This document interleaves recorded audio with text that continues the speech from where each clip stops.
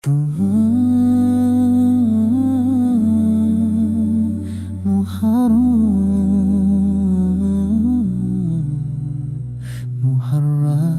bulan permulaan.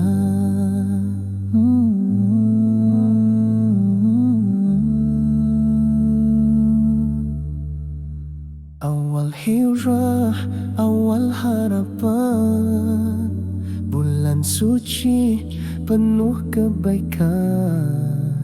Langkah pertama untuk berubah, meninggalkan dosa dan kembali ke fitrah.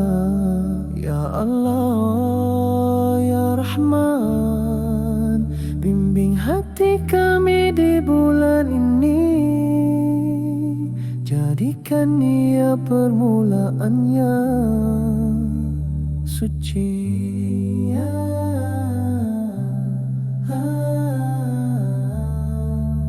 Puasa sunat, sedekah ringan, memaafkan, mendoakan, amalan kecil yang Allah cinta bisa jadi cahaya di akhirat sana.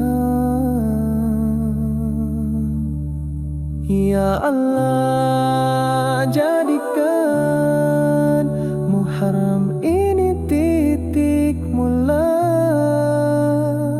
untuk hati yang baru dan jiwa yang bersih.